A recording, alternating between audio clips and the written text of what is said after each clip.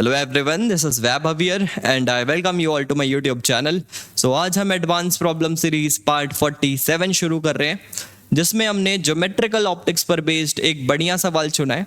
तो पहले आपको इसे खुद से एक बार ट्राई करना है और ट्राई करने के बाद इसके सोल्यूशन को एंड तक देखना है, बिकॉज ये जिस तरह का सवाल है उसमें सिर्फ आंसर ले आने से काम चलने नहीं वाला है। तो इस वजह से आपको सोल्यूशन को एंड तक देखना है, हर चीज़ को इन डेप्थ वे पे समझना है, तभी आपके लिए वीडियो फायदेमंद हो सकता है। तो चलिए वीडियो पर आगे बढ़ते हैं।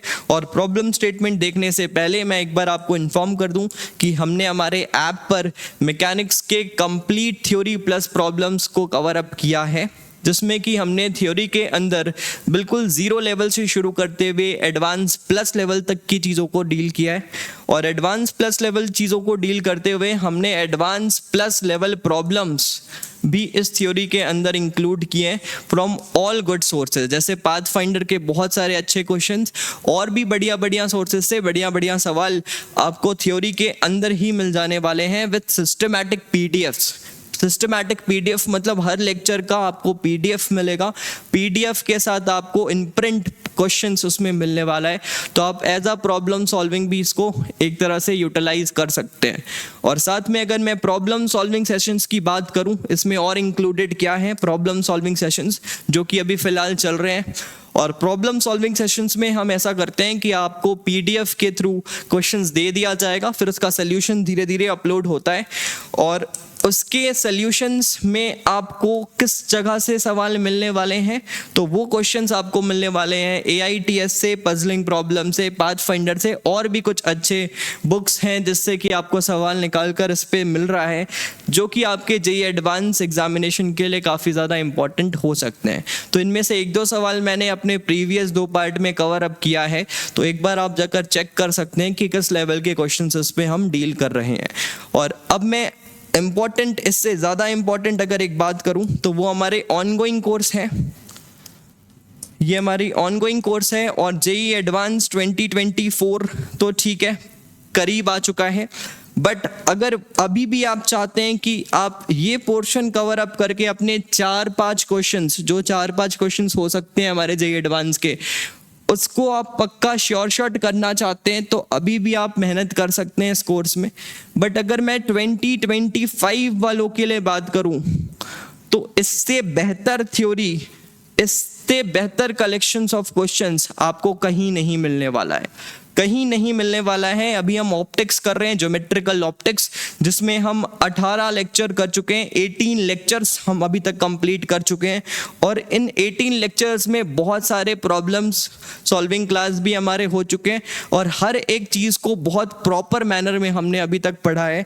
तो अगर आप एक सिंसियर स्टूडेंट हैं तो अभी आपको इसे एक बार ज़रूर देखना चाहिए, बिकॉज बाद में आप ज़रूर जब इधर उधर से घूम फिर के आकर परेशान होंगे और उस वक्त आप इन चीज़ों को उतना बेहतर यूटिलाइज नहीं कर पाएंगे जितना अभी कर सकते हैं। इस वजह से आपको एक बार इसको ज़रूर देखना चाहिए। बहुत इंपॉर्टेंट कोर्स है, बिकॉज इससे 3-4 सवाल तो आपको आने ही आने हैं और अगर आप इसको बहुत अच्छी तरह से समझ लेते हैं तो इस तरह के पोर्शन में आपके सवाल हो ही जाने हैं, बिकॉज बहुत ज़्यादा वैरायटी है नहीं। तो इस वजह से एक इम्पॉर्टेंट कोर्स है और बिल्कुल प्रॉपर वे पे चल रहा है, जिसमें हमने अभी तक 18 लेक्चर्स किए हैं। तो अगर आप इंटरेस्टेड हैं तो आप हमारे ऐप को डाउनलोड कर सकते हैं अगर नहीं किए हैं, और अगर डाउनलोडेड हैं तो आप एक बार जाकर कोर्स को चेकआउट कर सकते हैं। तो चलिए वीडियो पर आगे बढ़ते हैं और हम प्रॉब्लम स्टेटमेंट को एक बार समझते हैं क्या बोला जा रहा है इस प्रॉब्लम पे। तो देख सकते हैं ये प्रॉब्लम है और एक बार आप खुद से रीड कर लें, फिर मैं आगे बढ़ता हूँ, ठीक है। तो आई थिंक आपने रीड किया होगा। तो इस पे हो क्या रहा है कि यहाँ पर एक फिगर है, इसमें एक लेंस है जिसको कि अंडर ग्रेविटी छोड़ दिया गया है। इसके अंदर एक फिश है और ये फिश ऊपर की तरफ 100 मीटर पर सेकेंड की स्पीड से जा रही है। साथ में ये वाला डिस्टेंस आपको 62 बताया गया है, ये वाला डिस्टेंस 44 सेंटीमीटर बताया गया है।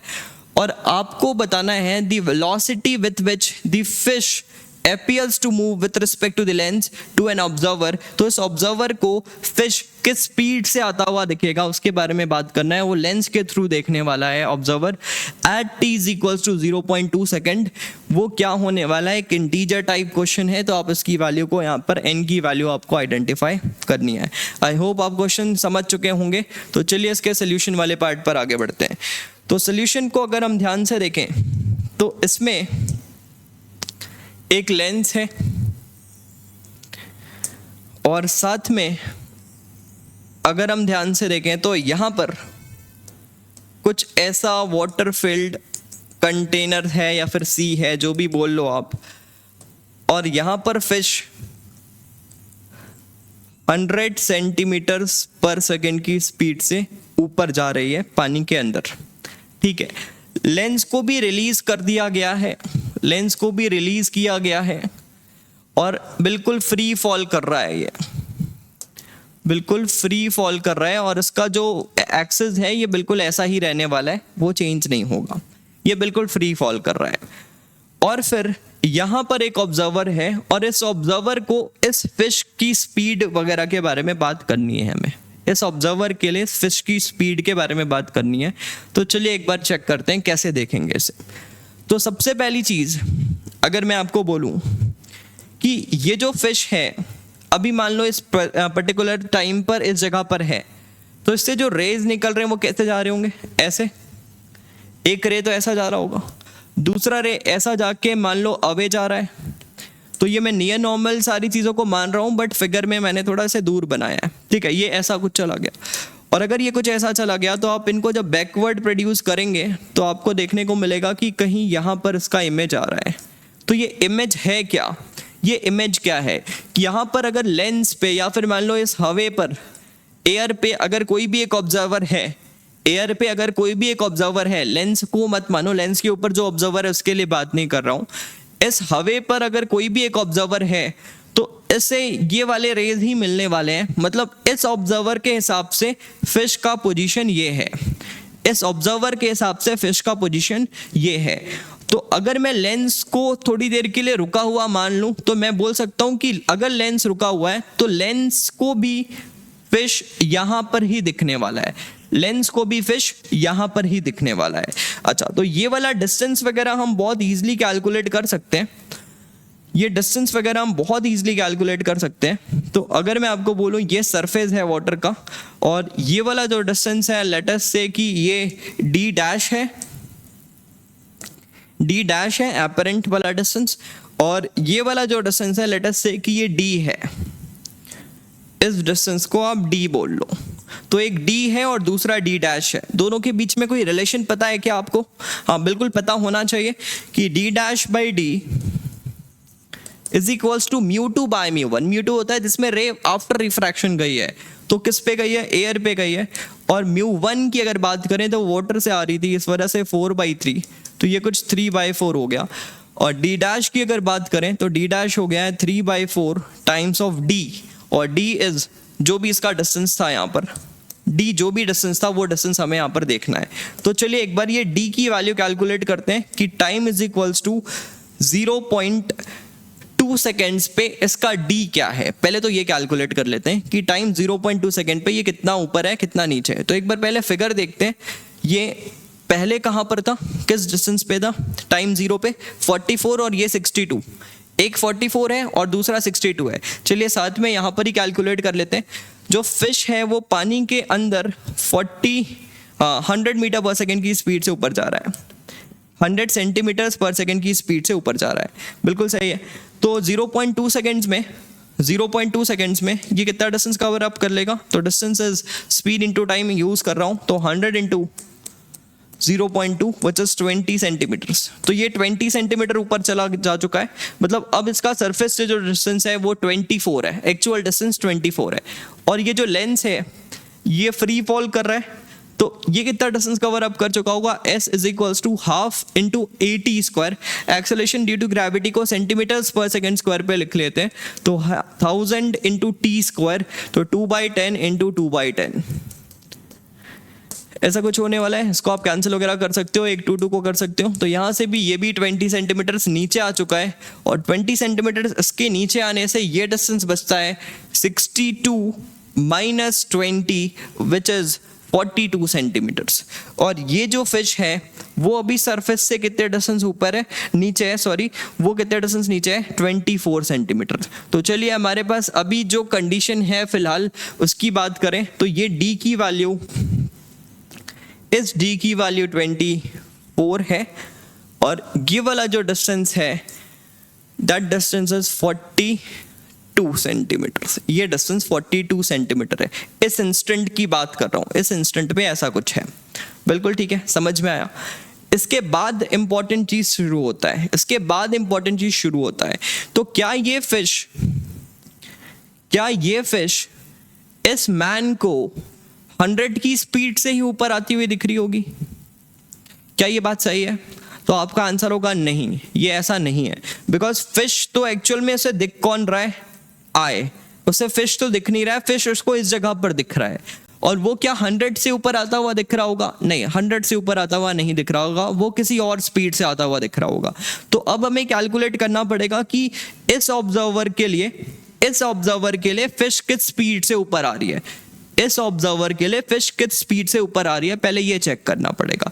तो उसके लिए अगर मैं पहले डी डैश की वैल्यू इस इंस्टेंट पे निकाल लूं तो ये कुछ है 3/4, और डी क्या है, सरफेस से लेकर फिश के एक्चुअल पोजीशन का डिस्टेंस। तो वो क्या था हमारे पास 24, तो इस वजह से मुझे यहाँ पर लिख लेना चाहिए 24।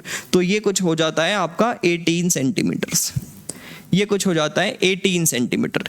मतलब ये वाला जो डिस्टेंस है ये कुछ 18 सेंटीमीटर है। ये हमने टाइम 0.2 सेकेंड्स पे बनाया है चीज़ों को, ये 18 सेंटीमीटर से। बिल्कुल समझ में आया।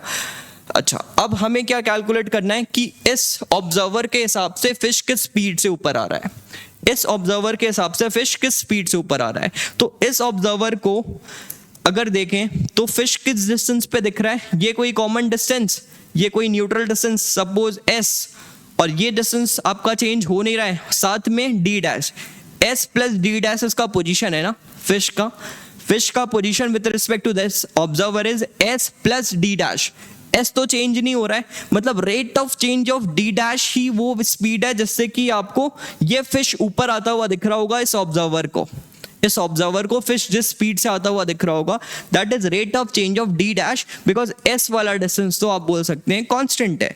तो अगर इस हिसाब से सोचें तो हमें पता है कि D dash by D is equals to 3/4। तो यहां से मैं लिखूंगा 4d dash is equals to 3d, और अगर मैं अब इसे डिफरेंशिएट करूं तो d by D T of d dash is equals to 3 times of d by D T of d। ऐसा कुछ लिखना चाहिए मुझे। अच्छा, अब d by D T of d dash को बदलने वाला कौन है? d डैश को जो बदलने वाला है वो इसका स्पीड ही है।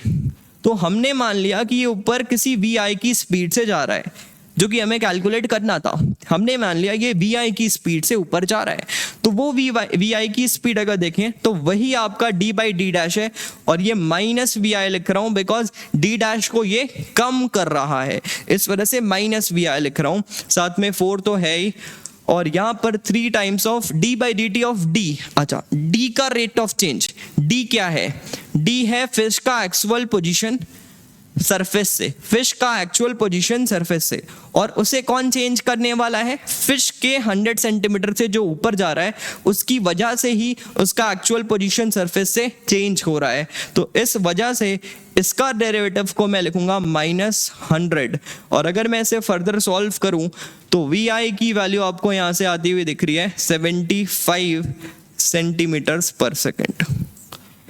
vi आपको यहां से आता हुआ दिख रहा है 75 सेंटीमीटर्स पर सेकेंड। मतलब अब कंडीशन कुछ ऐसा हो चुका है कि ये जो भी सरफेस है वहां पर इस ऑब्जर्वर के लिए बात कर रहा हूं जो कि लेंस के नीचे कहीं है, इसके लिए बात कर रहा हूं। इस ऑब्जर्वर को फिश अभी फिलहाल इसके सरफेस से 18 सेंटीमीटर नीचे दिख रहा है फिश यहां पर, और इस इंस्टेंट पे ये 75 सेंटीमीटर पर सेकेंड की स्पीड से इस डायरेक्शन पर आ रहा है, अच्छा, अब यहां पर अगर देखें इस ऑब्जर्वर को ऐसा दिख रहा होगा तो लेंस को क्या दिख रहा होगा, तो लेंस खुद भी नीचे आ रहा है किसी वेलोसिटी से, तो इस वजह से लेंस की अगर वेलोसिटी देखें तो u प्लस 80, u इसका 0 था, एक्सेलरेशन इसका मैं लिख लूंगा कुछ 1000 और टाइम को मैं लिखूंगा 0.2, तो आप देख सकते हैं 200 सेंटीमीटर्स पर सेकेंड से लेंस नीचे आ रहा है।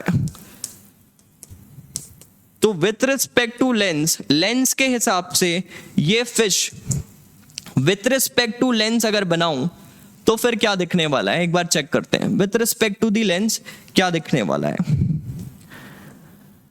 उस ऑब्जर्वर के हिसाब से क्या दिख रहा था वो हमने पहले बनाया। लेंस को क्या दिखने वाला है, लेंस को दिखने वाला है कि लेंस खुद रेस्ट पर है और ये 275 सेंटीमीटर पर सेकेंड की स्पीड से ऊपर आ रहा है, ऐसा ही कुछ दिख रहा है लेंस को। और लेंस अपने आप को इस प्रेजेंट मोमेंट पे रेस्ट की स्टेट पे मान रहा होगा, और लेंस के रेस्पेक्ट में इसका जो पोजीशन है वो लेंस खुद सरफेस से 42 सेंटीमीटर पर है और ये 18 सेंटीमीटर पर है, ये 18 पर है, लेंस खुद 42 सेंटीमीटर पर है। तो ओवरऑल अगर ये डिस्टेंस देखें तो ये कुछ 60 सेंटीमीटर पर है। तो लेंस के हिसाब से एक ऑब्जेक्ट है जो कि 275 की स्पीड से उसकी तरफ आ रहा है और उसका भी पोजीशन कुछ 60 सेंटीमीटर नीचे है लेंस से।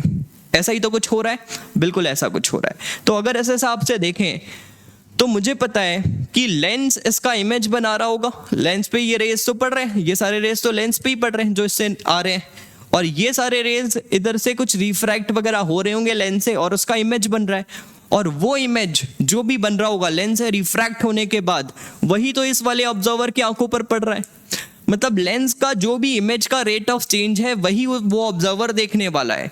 तो इस फिश का जो भी स्पीड है, इस फिश का जो भी स्पीड है जो कि वो ऑब्जर्वर ऑब्जर्व करेगा, वो एक तरह से इमेज का रेट ऑफ चेंज है, ऐसा बोल सकते हैं। कौन से इमेज का, जो कि लेंस फॉर्म करने वाला है, बिकॉज लेंस से के द्वारा बनाए हुए इमेज को ही वो ऑब्जर्वर देखने वाला है। तो अगर मैं यहां से आपको बोलूं कि 1/v minus 1/u is 1/f, ये तो आपको पता ही है, नॉर्मल एयर पे रखे हुए लेंस के लिए हम ऐसा ही कुछ लेंस इक्वेशन लिखते हैं। और इस लेंस इक्वेशन को अगर मैं आगे फर्दर डेरिवेटिव करूं इसका, तो ये भी आपके लिए बहुत कॉमन है, 1/v² dv/dt is equals to 1/u² du/dt, because f का डेरिवेटिव हमने 0 कर लिया। अच्छा, और इस इंस्टेंट पे हमें एक्चुअल में क्या चाहिए, हमें dv/dt चाहिए। तो इस वजह से dv/dt is equals to v²/u² times of du/dt। अच्छा, u कैसे चेंज हो रहा है, क्या आपको ये मालूम है u किस तरह से चेंज हो रहा है? हाँ, 275 की स्पीड से u कम हो रहा है। अगर आप देखें तो u 275 की स्पीड से कम हो रहा है, तो ये वाली वैल्यू को मैं लिखूंगा -275 सेंटीमीटर पर सेकेंड, दिस इज du/dt। बिल्कुल सही है, -275 सेंटीमीटर पर सेकेंड। और अगर मैं यहाँ पर dv/dt की वैल्यू चेक करूं तो उसके लिए मुझे कुछ ये नंबर है n टाइम्स ऑफ 275, यही तो हमें क्वेश्चन में दिया गया है। तो ये n मुझे किसी तरह से कैलकुलेट करना है, ये n ही मुझे कैलकुलेट करना है। तो चलिए इस n की खोज में चलते हैं, और n के लिए मुझे u तो ऑलरेडी पता है कि इस इंस्टेंट पे u की वैल्यू 60 है, सिर्फ मुझे v की रिक्वायरमेंट है। तो v अगर इस मोमेंट पे निकाल लें तो 1/v minus 1/-60 is equals to U f आपको +90 बताया गया है। तो यहां से अगर आप देख रहे हैं 1/v इज 1/60, इधर आके माइनस हो जा रहा है, 1/90 माइनस 1/60। तो ये कुछ जब सॉल्व करते हैं तो आई थिंक 180 एलसीएम होगा, 3 - 2 मतलब 1, तो -1/180। तो यहां से मैं बोल सकता हूँ v की वैल्यू -180 सेंटीमीटर सी कुछ आते हुए दिख रही है, v की वैल्यू -180 सेंटीमीटर सी कुछ आती हुई दिख रही है। तो अगर मैं यहाँ से बात करूँ कि dv/dt की अगर वैल्यू देखनी है तो dv/dt is v² which is 180, तो 180 into 180 upon 60 into 60 whole multiplied by -275, minus तो ठीक है, डायरेक्शन बताने वाला है, 275 ही लिख देता हूँ फिलहाल। तो अगर मैं यहाँ से चीज़ों को कैंसिल वगैरह कर लूँ, तो आई थिंक ये 60 180 3 टाइम्स में ये कैंसिल हो रहा है, तो ये कुछ 3 × 3 विच इज़ 9 आता हुआ दिख रहा है मुझे। यहाँ से 9 आता हुआ दिख रहा है। And what is dv by dt? The rate of change of image of fish as formed by the lens. जो लेंस ने फिश के इमेज को बनाया है उसका रेट ऑफ चेंज, और जो भी लेंस ने इमेज बनाया है वही तो ऑब्जर्वर देखने वाला है, और आपको यही कैलकुलेट करना था। तो आपको जब ऑप्शंस, अगर मैं यहाँ पर अपने स्टेटमेंट पे आऊँ, प्रॉब्लम स्टेटमेंट पे, तो आप देख सकते हैं यहाँ पर आपको आंसर रिपोर्ट करना था n इंटू 275। तो यहाँ पर आपका n का जो वैल्यू होना चाहिए, n की जो वैल्यू होनी चाहिए वो n आपका बोल सकते हैं 9 है। तो यहाँ पर आंसर आपका 9 होना चाहिए। आई होप आपको समझ में आया होगा किस तरह से हमने इस पर्टिकुलर क्वेश्चन को डील किया है। तो इस तरह के लेवल की चीज़ें हम हमारे कोर्स में भी कवर अप कर रहे हैं। ये हमारे कोर्स के अंदर का ही एक सवाल मैंने यहाँ पर इस प्रॉब्लम सॉल्विंग सेशन से ही लिया गया क्वेश्चन है, बोल सकते हैं हमारे ऑप्टिक्स कोर्स के। तो इस वजह से इस लेवल के इन डेप्थ आपको थ्योरी वहाँ पर मिल सकते हैं। तो अगर आप इंटरेस्टेड हैं तो आप एक बार जाकर चेकआउट कर सकते हैं। अदरवाइज आपको इस वीडियो पर ज़रूर मज़ा आया होगा, मैं ये आशा करता हूँ। तो ठीक है, अगले वीडियो पर मिलते हैं। Thank you very much.